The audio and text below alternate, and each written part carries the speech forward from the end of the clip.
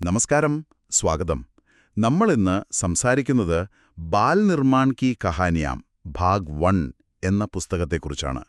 കുട്ടികൾക്കുള്ള കഥകളാണെങ്കിലും ശരിക്കും പറഞ്ഞാൽ മുതിർന്നവർക്കും ഒരുപാട് ചിന്തിക്കാനും ചിലപ്പോൾ ഓർത്തെടുക്കാനും പറ്റുന്ന നല്ല കാര്യങ്ങൾ ഇതിലുണ്ട്, അല്ലേ? തീർച്ചയായും. വളരെ ലളിതമായ ഭാഷയില് ഈ മൃഗങ്ങളിലൂടെയൊക്കെ വലിയ ജീവിതപാഠങ്ങൾ പറഞ്ഞു തരുന്നുണ്ട് ഈ കഥകള്. അതെ, ഇതിലെ ഓരോ കഥയും നമ്മൾ ചിലപ്പോൾ മറന്നുപോയേക്കാവുന്ന എന്നാൽ വളരെ പ്രധാനപ്പെട്ട ചില അടിസ്ഥാന മൂല്യങ്ങളെ ഓർമ്മിപ്പിക്കുന്നുണ്ട്. ശരിയാണ്.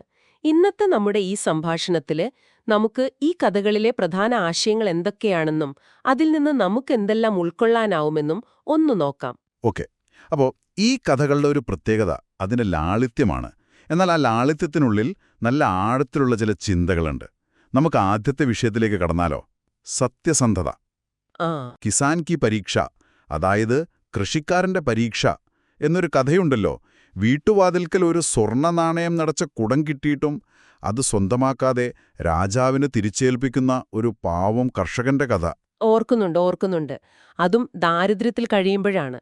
അന്യന്റെ സ്വത്തില് ഒട്ടും ആഗ്രഹിക്കാത്ത ആ മനസ്സ്. അതെ. അപ്പൊ രാജാവ് വെറുതെ ഒരു സമ്മാനം കൊടുത്ത് തിരിച്ചയക്കുകയല്ല ചെയ്തത്. അല്ല, മറിച്ച് രാജ്യത്തിന്റെ ഖജനാവ് സൂക്ഷിപ്പുകാരനാക്കുകയാണ് ചെയ്തത്. അപ്പൊ ഇവിടെ സത്യസന്ധത എന്നത് വെറുമൊരു നല്ല ഗുണമല്ല, അത് വലിയ ഉത്തരവാദിത്തങ്ങളിലേക്കും വിശ്വാസ്യതയിലേക്കും നയിക്കുമെന്നൊരു സൂചന അവിടെയുണ്ട്. ശരിയാണ്. മറ്റുള്ളവരൊക്കെ ആ പരീക്ഷയിൽ തോറ്റപ്പോഴും ഈ കർഷകൻ വിജയിച്ചു. അതെ. ഇതുപോലെ പ്രധാനമന്ത്രിയെ തെരഞ്ഞെടുക്കുന്ന ഒരു കഥയില്ലേ, മന്ത്രി കാ ചുനാവ്. സിംഹരാജാവിന്റെ കഥ. അതെ, സിംഹരാജാവ് ഒരു സുഗന്ധവും പൂശിയിരുന്നില്ലെങ്കിലും മറ്റെല്ലാ മൃഗങ്ങളും രാജാവിനെ പ്രീതിപ്പെടുത്താൻ വേണ്ടി നല്ല മണമുണ്ട് എന്ന് കള്ളം പറഞ്ഞു. എന്നാൽ ടിപ്പു എന്ന കരടി മാത്രം അവിടെ ഒരു ഗന്ധവുമില്ലെന്ന് സത്യം തുറന്നു പറഞ്ഞു. അതെ, ആ ധൈര്യം, ആ ഒരു സത്യസന്ധത, അത് തന്നെയാണ് അവനെ പ്രധാനമന്ത്രിയാക്കിയത്. ശരിയാണ്. മുഖസ്തുതി പറയുന്നവരെയല്ല, സത്യം പറയാൻ ആർജവമുള്ളവരെയാണ് യഥാർത്ഥ നേതാക്കൾ തിരിച്ചറിയുക എന്നൊരു നല്ല സന്ദേശം അതിലുണ്ട്. എന്നാൽ സത്യസന്ധതയില്ലായ്മയുടെ ഭവിഷ്യത്തുകളും ഈ കഥകൾ പറയുന്നുണ്ടല്ലേ? പറയുന്നുണ്ട്.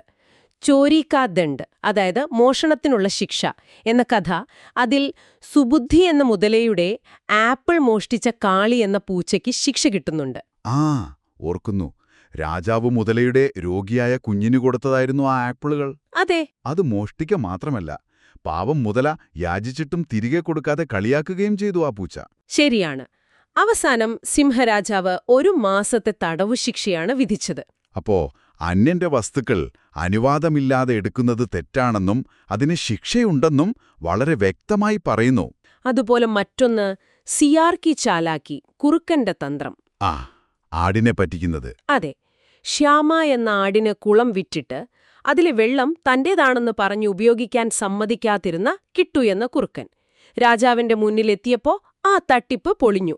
ശിക്ഷ കിട്ടിയല്ലോ. കിട്ടി. 4 മാസം ശമ്പളമില്ലാതെ റോഡ് വൃത്തിയാക്കാനായിരുന്നു ശിക്ഷ. അപ്പോൾ ഈ കഥകളെല്ലാം ഒരുമിച്ച് വായിക്കുമ്പോൾ ഒരു കാര്യം വളരെ വ്യക്തമാണ്. സത്യസന്ധമല്ലാത്ത വഴിക്കു പോയാൽ ചിലപ്പോൾ താൽക്കാലിക നേട്ടങ്ങൾ ഉണ്ടായേക്കാം, പക്ഷെ അവസാനം അത് കുഴപ്പത്തിലേക്ക് എത്തിക്കൂ. ശരിയാണ്. അടുത്തതായി ഈ കഥകളിൽ കാണുന്ന മറ്റൊരു പ്രധാന വിഷയമാണ് ദയയും സ്വാർത്ഥതയും തമ്മിലുള്ളൊരു വ്യത്യാസം. ഭേഡിയ ഓർ ബക്രി, ചെന്നായയും ആടും. ആ കഥ ഓർമ്മയില്ലേ? കിണറ്റിൽ വീണ കള്ളു എന്ന ചെന്നായയെ രഞ്ജു എന്ന ആട് സഹായിച്ച് കരകയറ്റുന്നു. അതെ. എന്നാൽ പിന്നീട് ആ ആട് കിണറ്റിൽ വീണപ്പോൾ ചെന്നായ തിരിഞ്ഞുപോലും നോക്കിയില്ല. സ്വാർത്ഥൻ. പക്ഷേ അവിടെ ശ്രദ്ധിക്കേണ്ട ഒരു കാര്യമുണ്ട്. എന്താണ്? ആടിന്റെ നന്മ വെറുതെ ആയില്ല. അതുവഴി വന്നൊരു മനുഷ്യൻ അവളെ രക്ഷിച്ചു. സ്നേഹത്തോടെ അവളെ വളർത്തുകയും ചെയ്തു. എന്നാൽ സ്വാർത്ഥനായ ചെന്നായയ്ക്ക് ആരുടെയും സഹായം കിട്ടിയതുമില്ല. അപ്പോ മറ്റുള്ളവരോട് നമ്മൾ എങ്ങനെ പെരുമാറുന്നുവോ അത് ഒരു തരത്തിലല്ലെങ്കിൽ മറ്റൊരു തരത്തിൽ നമുക്ക് തിരികെ കിട്ടും എന്ന് ഈ കഥ പറയാതെ പറയുന്നുണ്ടല്ലേ? തീർച്ചയായും. ദയ കാണിക്കുന്നവർക്ക് എപ്പോഴും സഹായമെത്തും. സ്വാർത്ഥത നമ്മളെ ഒറ്റപ്പെടുത്തും. കേസരിക്ക് നാദാനി, കേസരിയുടെ വിഡ്ഢിത്തം എന്ന കഥയിലും ഇതുപോലൊരു സന്ദേശമുണ്ട്. കാശിയിലെ സിംഹരാജാവ് കേസരി. അതെ. തന്റെ രാജ്യത്തിലൂടെ ഒഴുകുന്ന ഗംഗാനദിയിലെ വെള്ളം അയൽരാജ്യത്തിന് കിട്ടാതിരിക്കാൻ ഒരു അണക്കെട്ടുണ്ടാക്കാൻ തീരുമാനിക്കുന്നു. മന്ത്രിയായ കരടി വേണ്ടെന്ന് പറഞ്ഞിട്ടും കേട്ടില്ല. എന്നിട്ടെന്തുണ്ടായി? അതിന്റെ ഫലമോ? വെള്ളം ഒഴുകിപ്പോകാതെ സ്വന്തം രാജ്യത്ത് തന്നെ വെള്ളപ്പൊക്കമുണ്ടായി. രാജാവിന്റെ ഗുഹയിൽ വരെ വെള്ളം കയറി. അയ്യോ. അപ്പോഴാണ് ആ സ്വാർത്ഥതയുടെ അപകടം പുള്ളിക്ക് മനസ്സിലായത്. പ്രകൃതിയുടെ ദാനങ്ങൾ പങ്കുവെക്കാനുള്ളതാണെന്നും എല്ലാം എനിക്ക് മാത്രം എന്ന് ചിന്തിക്കുന്നത് ആപത്താണെന്നും അദ്ദേഹം തിരിച്ചറിഞ്ഞു. ഉടൻ തന്നെ അണക്കെട്ട് പൊളിച്ചു നീക്കാൻ ഉത്തരവിട്ടു. പങ്കുവെക്കലിന്റെ പ്രാധാന്യം സ്വന്തം അനുഭവത്തിലൂടെ പഠിച്ചു. ഈ വിഷയത്തിലെ, അതായത് ഈ ദയാ സഹാനുഭൂതി, ഇതിലെ ഏറ്റവും ഹൃദയസ്പർശിയായൊരു കഥ സച്ചി ഖുഷി, യഥാർത്ഥ സന്തോഷം എന്നതിലെ നന്ദു എന്ന കുരങ്ങൻ കുട്ടിയുടേതാണ്. ആ, മറ്റുള്ളവരെ ഉപദ്രവിക്കുന്നതിൽ സന്തോഷം കണ്ടെത്തിയിരുന്ന കുട്ടി. അതെ. പാവൻ ചുന്നി എന്ന ആടിന്റെ ഭക്ഷണപ്പൊതി മോഷ്ടിച്ചൊളിപ്പിച്ചു വെച്ചവനെ അച്ഛൻ കാണുന്നുണ്ട്. അപ്പോൾ അച്ഛൻ അവനെ ഉപദേശിച്ചത് വളരെ മനോഹരമായാണ്. എങ്ങനെയാണ്? മറ്റുള്ളവരെ വേദനിപ്പിക്കുന്നതിൽ എന്ത് സന്തോഷമാണുള്ളത്? യഥാർത്ഥ സന്തോഷം മറ്റുള്ളവരെ സഹായിക്കുമ്പോഴാണ് കിട്ടുന്നത്. അവരുടെ മുഖത്ത് ചിരി കാണുമ്പോഴാണ് നമുക്ക് ശരിക്കും സന്തോഷം തോന്നുക എന്നു പറഞ്ഞ് അച്ഛൻ ആ ഭക്ഷണപ്പൊതി തിരികെ വെക്കുക മാത്രമല്ല, തന്റെ കയ്യിലുണ്ടായിരുന്ന 2 റൊട്ടികൾ കൂടി അതിൽ വെച്ചുകൊടുത്തു. എന്നിട്ടോ? പിന്നീട് ആ പാവമാട് ഉണർന്ന് ഭക്ഷണപ്പൊതിയും അധികമായി കിട്ടിയ റൊട്ടികളും കണ്ട് അത്ഭുതപ്പെട്ട് ഇത് തന്നവരെ ദൈവം അനുഗ്രഹിക്കട്ടെ എന്നു പ്രാർത്ഥിക്കുന്നത് മരത്തിലിരുന്ന് നന്ദു കേട്ടു. അപ്പോഴാണവന് കാര്യം മനസ്സിലായത്. അതെ, മറ്റൊരാളുടെ സന്തോഷത്തിൽ, അവരുടെ നന്ദിയിൽ കിട്ടുന്ന ആ ഒരു സംതൃപ്തി, അതെത്ര വലുതാണെന്ന് അവൻ തിരിച്ചറിഞ്ഞു. അതിനുശേഷം അവൻ ആരെയും ഉപദ്രവിക്കാതെ എല്ലാവരെയും സഹായിക്കാൻ തുടങ്ങി. മറ്റുള്ളവരുടെ സന്തോഷത്തിലാണ് നമ്മുടെയും സന്തോഷം എന്നൊരു വലിയ പാഠമാണത്. ശരിക്കും. അതെ, ഈ സഹാനുഭൂതിയും പണ്ടുവെക്കലുമൊക്കെ സ്വാഭാവികമായും നമ്മളെ അടുത്ത വിഷയത്തിലേക്ക് എത്തിക്കുന്നു: ഐക്യവും സഹകരണവും. ശരിയാണ്. ഒരുമിച്ച് നിന്നാലുള്ള ഗുണങ്ങളെക്കുറിച്ച് പറയുന്ന കഥകളുണ്ട്. ഉണ്ട്. തീർച്ചയായും. ഏകതാ കാ ഫൽ, ഐക്യത്തിന്റെ ഫലം എന്ന കഥ ഓർക്കുന്നുണ്ടോ? ഒരണ്ണാനും മൈനയും കോഴിയും. അതെ. അവർ 3 പേരും ജോലികളങ്ങ് പങ്കിട്ടെടുത്തു. ഒരാൾ പാചകം, ഒരാൾ തുണി അലക്കൽ, മറ്റൊരാൾ തോട്ടം നോട്ടം. അങ്ങനെ ചെയ്തപ്പോൾ അവരുടെ ജീവിതം എത്ര എളുപ്പമായി. അവർക്ക് വിശ്രമിക്കാനും മറ്റുള്ളവരെ സഹായിക്കാനുമൊക്കെ സമയം കിട്ടി. വെറുതെ വിശ്രമിക്കുക മാത്രമല്ലല്ലോ ചെയ്തത്. അല്ല, അവരൊരുമിച്ച് കാട്ടിലെ മറ്റ് ചെറിയ ജീവികളുടെ കുട്ടികൾക്കായി ഒരു സ്കൂള് വരെ തുടങ്ങി. ശരിക്കും. അതെ. അപ്പോ ഒറ്റയ്ക്ക് ചെയ്യുന്നതിനേക്കാൾ എത്രയോ ഫലപ്രദമാണ് ഒരുമിച്ചുള്ള പ്രവർത്തനം. ഓരോരുത്തരുടെയും കഴിവുകൾ ഒരുമിച്ച് ചേരുമ്പോൾ വലിയ കാര്യങ്ങൾ ചെയ്യാൻ സാധിക്കും. ഇതിന്റെ മറ്റൊരു നല്ല ഉദാഹരണമാണ് ഹാത്തി ഓർ ചീന്തി, ആനയും ഉറുമ്പും. കരിമ്പിൻ തോട്ടത്തിലെ ഉറുമ്പുകൾ. അതെ. അവിടെ താമസിച്ചിരുന്ന ഉറുമ്പുകളുടെ കോളനിയെ ഒരു കൂട്ടം ആനകൾ വന്ന് നശിപ്പിക്കുന്നു. ഒരുപാട് ഉറുമ്പുകളെ ചവിട്ടിക്കൊല്ലുന്നു. പക്ഷേ ചിനു എന്ന റാണി ഉറുമ്പ് ഭയന്നില്ല. ഇല്ല. അവൾ ബാക്കിയുള്ള ഉറുമ്പുകളെ ഒരുമിച്ച് കൂട്ടി. എന്നിട്ട് പിറ്റേന്ന് ആനക്കൂട്ടം വന്നപ്പോൾ ആയിരക്കണക്കിന് ഉറുമ്പുകൾ അവരുടെ ശരീരത്തിൽ പാഞ്ഞുകേറി കടിക്കാൻ തുടങ്ങി. ഹോ! പ്രത്യേകിച്ച് ആനത്തലവന്റെ തുമ്പിക്കൈക്കുള്ളിൽ കയറി റാണി ഉറുമ്പ് കടിച്ചപ്പോൾ അവൻ വേദന കൊണ്ട് പുളഞ്ഞുപോയി. രക്ഷിക്കണേ, ഇനി വരില്ല എന്നലറി വിളിച്ച് ആനക്കൂട്ടം പേടിച്ചോടിപ്പോയി. കണ്ടോ, ഇവിടെ വലിപ്പമല്ല, ഒരുമയും തന്ത്രവുമാണ് പ്രധാനമെന്ന് കഥ പറയുന്നു. ശരിയാണ്. ചെറിയവർ ഒന്നിച്ചു നിന്നാൽ വലിയ ശക്തികളെപ്പോലും നേരിടാം എന്ന ഒരു വലിയ സന്ദേശം ഇതിലുണ്ട്. അതെ. ഇനി കഠിനാധ്വാനത്തെയും സ്ഥിരോത്സാഹത്തെയും കുറിച്ച് പറയുന്ന ചില കഥകളുണ്ട്. ഘോസ്ല, അതായത് കൂട് എന്ന കഥയിലെ ബയ എന്ന പക്ഷി ഓർമ്മയുണ്ട്. ഉമ എന്ന കുട്ടി വീണ്ടും വീണ്ടും കൂട് നശിപ്പിച്ചിട്ടും ആ പക്ഷി ഓരോ തവണയും ക്ഷമയോടെ വീണ്ടും കൂടുണ്ടാക്കാൻ ശ്രമിച്ചുകൊണ്ടേയിരുന്നു. അതെ. അവസാനം ഉമയ്ക്ക് തന്നെ തോന്നി ഇതൊന്നുണ്ടാക്കി നോക്കാമെന്ന്. എന്നിട്ടോ? ഒരു പുൽക്കൊടി പോലും നേരെ വെക്കാൻ അവൾക്ക് പറ്റിയില്ല. അപ്പോഴാണ് അതിന്റെ ബുദ്ധിമുട്ട് മനസ്സിലായത്. മറ്റൊരാളുടെ അധ്വാനത്തെ നശിപ്പിക്കാൻ എളുപ്പമാണ്, എന്നാൽ ഒന്നുണ്ടാക്കാൻ എത്ര പ്രയാസമാണെന്ന് അവൾ ആ അനുഭവത്തിലൂടെ പഠിച്ചു. ആ പക്ഷിയുടെ ആ ഒരു പിന്മാറാത്ത സ്വഭാവം. അതെ, ആ സ്ഥിരോത്സാഹം, അതാണ് അവസാനം ഉമയുടെ മനസ്സ് മാറ്റിയത്. തോൽവി സമ്മതിക്കാതെ വീണ്ടും ശ്രമിക്കുന്നതിന്റെ പ്രാധാന്യം ഈ പക്ഷി നമ്മെ പഠിപ്പിക്കുന്നു. മടിയുടെ ഫലത്തെക്കുറിച്ച് പറയുന്നൊരു കഥയുണ്ട്. ഗീതഡ് കാ വിവാഹ്, കുറുക്കന്റെ വിവാഹം. അന്യു എന്ന കുറുക്കൻ വിവാഹം നടക്കുന്നതായി സ്വപ്നം കണ്ട് ജ്യോത്സ്യൻ പറഞ്ഞതും വിശ്വസിച്ച് നാട്ടുകാരെ മുഴുവൻ സദ്യക്ക് ക്ഷണിച്ചു. എന്നിട്ട് വധു വന്നില്ല. അവൻ ആകെ പരിഹാസ്യനായി. ആ നാണക്കേടിൽ അവൻ നാടുവിട്ടുപോയി. പിന്നെ എന്തുണ്ടായി? പിന്നീട് അവൻ വെറുതെ സ്വപ്നം കണ്ടിരിക്കാതെ കഠിനാധ്വാനം ചെയ്യാൻ തുടങ്ങി. നല്ലൊരു വീടുണ്ടാക്കി നന്നായി ജീവിച്ചു. അവന്റെ ഈ മാറ്റം കണ്ടിട്ട് മറ്റൊരു ഗ്രാമത്തിലെ മുഖ്യൻ മകളെ അവന് വിവാഹം കഴിച്ചുകൊടുത്തു. അപ്പോ എന്താണ് മനസ്സിലാക്കേണ്ടത്? സ്വപ്നം കാണുന്നത് നല്ലതാണ്, പക്ഷെ അത് യാഥാർത്ഥ്യമാവണമെങ്കിൽ? കഠിനാധ്വാനം ചെയ്തേ പറ്റൂ. പ്രയത്നത്തിലൂടെ മാത്രമേ വിജയം നേടാനാവൂ. ശരിയാണ്. അടുത്തത് അനുസരണയും വിവേകവുമാണ്. മുതിർന്നവരുടെ വാക്ക് കേൾക്കുന്നതിന്റെ പ്രാധാന്യം. ഹട്ട്കാ ഫൽ, വാശിയുടെ ഫലം എന്ന കഥ. അതിലെ മിന്റു എന്ന എലിക്കുട്ടി അച്ഛൻ പറയുന്നതൊന്നും കേൾക്കാതെ ആഴമുള്ള കുളത്തിലിറങ്ങി കളിക്കാൻ പോകുന്നു.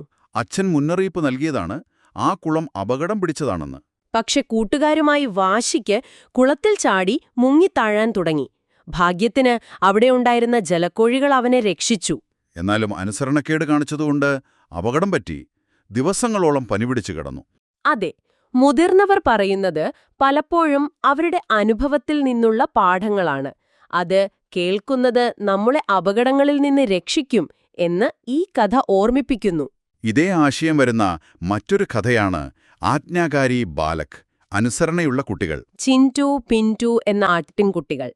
അമ്മ പറഞ്ഞതുപോലെ സ്കൂളിൽ പോകുമ്പോഴും വരുമ്പോഴും വഴിയിൽ നിന്ന് ആരിൽ നിന്നും ഒന്നും വാങ്ങിക്കഴിച്ചില്ല. കാളു എന്ന ചെന്നായ് ജിലേബിയും ബിസ്ക്കറ്റുമൊക്കെയായി വന്ന് പല കള്ളങ്ങളും പറഞ്ഞ് അവരെ വശീകരിക്കാൻ നോക്കി. പക്ഷേ അവർ വീണില്ല. ഇല്ല, അമ്മയുടെ വാക്കോർമ്മയുള്ളതുകൊണ്ട് അവരാ ചതിയിലൊന്നും വീണില്ല. നേരെ വീട്ടിലേക്ക് പോയി. ഇവിടെ അനുസരണമെന്ന് പറയുന്നത് കേവലം പേടികൊണ്ടുള്ള ഒന്നല്ല, അത് വിവേകത്തിന്റെ ഭാഗം കൂടിയാണ്. ശരിയാണ്. ആരുടെ വാക്ക് കേൾക്കണം, ആരുടെ വാക്ക് കേൾക്കരുത് എന്ന് തിരിച്ചറിയാനുള്ള കഴിവുകൂടിയാണത്. അതെ, മുതിർന്നവരുടെ അനുഭവജ്ഞാനം നൽകുന്ന ഉപദേശങ്ങൾ പലപ്പോഴും വലിയ അപകടങ്ങളിൽ നിന്ന് നമ്മെ രക്ഷിക്കും. ബന്ദർ കി ന സമझी, കുരങ്ങന്റെ വിവേകമില്ലായ്മ എന്ന കഥയിലും ഇത് തന്നെയാണ് കാണുന്നത്. ആ, സുഹൃത്തായ കരടിയുടെ ഉപദേശം കേൾക്കാതെ മീൻ പിടിക്കാൻ സ്വന്തം വാലിൽ റൊട്ടി കെട്ടി കുളത്തിലിട്ട കുരങ്ങൻ. കരടി പറഞ്ഞതാണത് അപകടമാണെന്ന്, പക്ഷെ കേട്ടില്ല. ഒടുവിലൊരു വലിയ ആമ വന്ന് വാനിൽ പിടിച്ചു വലിച്ചു. കുരങ്ങൻ വെള്ളത്തിൽ വീണു. കരടി ഓടിവന്ന് രക്ഷിച്ചെങ്കിലും വാലിന്റെ ഒരു ഭാഗം നഷ്ടപ്പെട്ടു. മറ്റുള്ളവരുടെ നല്ല ഉപദേശങ്ങളെ തള്ളിക്കളഞ്ഞ് സ്വന്തം ഇഷ്ടത്തിന് പ്രവർത്തിച്ചാലുള്ള അപകടമാണ് ഈ കഥ പറയുന്നത്. ഇനി അവസാനമായി നമ്മളായിരിക്കുന്നതിലെ പ്രാധാന്യത്തെക്കുറിച്ചും മറ്റുള്ളവരെ അനുകരിക്കാൻ ശ്രമിക്കുന്നതിലെ ഒരു വ്യർത്ഥതയെക്കുറിച്ചും പറയുന്ന കഥകളുണ്ട്. ഉണ്ട്. ചഞ്ചൽ ഗിൽഹരി കളിക്കുന്ന അണ്ണാൻ എന്ന കഥയിലെ അണ്ണാൻ കുഞ്ഞ്. മുയലിനെപ്പോലെ രോമം വേണം, ആടിനെപ്പോലെ കൊമ്പൊക്കെ വേണം എന്നൊക്കെ ആഗ്രഹിക്കുന്നു. അതുപോലെ ചൂഹയ്ക്ക് കാൻ ലംബേക്യൂം, എലിയുടെ ചെവികൾ നീണ്ടതെന്തുകൊണ്ട് എന്ന കഥയിലെ എലി. അവന് വെളുത്ത നിറം വേണമായിരുന്നു. തേജു എന്ന മുയൽ അവനെ പറ്റിക്കാൻ വേണ്ടി ശർക്കരപ്പാനിയിൽ മുങ്ങി പഞ്ഞിയിൽ കിടന്നുരുളാൻ പറഞ്ഞു. അങ്ങനെ ചെയ്തപ്പോൾ അവന്റെ രൂപം ആകെ വിചിത്രമായി. കണ്ണാടിയിൽ നോക്കി അവൻ സന്തോഷിച്ചെങ്കിലും പുറത്തിറങ്ങിയപ്പോൾ മറ്റുള്ളവർ അവനെ കണ്ട് പേടിച്ചോടുകയും കളിയാക്കുകയും ചെയ്തു. അപ്പോഴാണ് മുയൽ വന്ന് അവനെ കുളിപ്പിച്ച് പഴയ രൂപത്തിലാക്കി ഒരു ഉപദേശം കൊടുത്തത്. അതെ, മുയൽ പറഞ്ഞത് വളരെ പ്രധാനപ്പെട്ടൊരു കാര്യമാണ്. നിറത്തിലോ രൂപത്തിലോ അല്ല കാര്യം, നല്ല സ്വഭാവവും നല്ല പ്രവൃത്തികളുമാണ് പ്രധാനം. ദൈവം തന്ന രൂപത്തിൽ സന്തോഷമായിരിക്കുക. വളരെ ശരിയാണ്. മറ്റുള്ളവരെ പോലെയാകാൻ ശ്രമിച്ച് നമ്മളല്ലാതായിത്തീരുമ്പോൾ യഥാർത്ഥ സൗന്ദര്യം നഷ്ടപ്പെടുന്നു. സ്വന്തം കഴിവുകളെയും രൂപത്തെയും അംഗീകരിക്കുമ്പോഴാണ് യഥാർത്ഥ സന്തോഷം കണ്ടെത്താൻ കഴിയുക എന്ന് ഈ കഥകൾ നമ്മെ പഠിപ്പിക്കുന്നു. കുട്ടികൾക്കുള്ള കഥകളാണെന്ന് പറയുമെങ്കിലും ഇതിലെ പാഠങ്ങൾക്ക് പ്രായഭേദമന്യേ പ്രസക്തിയുണ്ട്. നമ്മുടെയൊക്കെ ദൈനംദിന ജീവിതത്തിൽ ഈ പറഞ്ഞ ഓരോ സന്ദർഭങ്ങളും കടന്നുവരാറുണ്ട്. ശരിയാണ്. ഒരു പക്ഷിയുടെ സ്ഥിരോത്സാഹമായാലും ഉറുമ്പുകളുടെ ഒരുമയായാലും ആ ആട്ടിൻകുട്ടികളുടെ വിവേകപൂർവമായ അനുസരണയായാലും ഇതിലെല്ലാം ഇന്നത്തെ ലോകത്തും പകർത്താൻ ഒരുപാടുണ്ട്. നിങ്ങൾ ഈ കഥകളൊക്കെ കേട്ടപ്പോൾ ഇതിലെ ഏത് കഥാപാത്രമാണ് അല്ലെങ്കിൽ ഏത് സന്ദർഭമാണ് നിങ്ങളെ കൂടുതൽ സ്പർശിച്ചത് എന്നൊന്ന് ആലോചിച്ചു നോക്കൂ. ഈ മൃഗങ്ങൾ പഠിച്ച പാഠങ്ങൾ നിങ്ങളുടെ ജീവിതത്തിലെ ഏതെങ്കിലും സാഹചര്യങ്ങളുമായി ബന്ധപ്പെടുത്താൻ കഴിയുന്നുണ്ടോ? ഒരു നിമിഷം ചിന്തിക്കാൻ ഇതൊരു നല്ല അവസരമാണ്.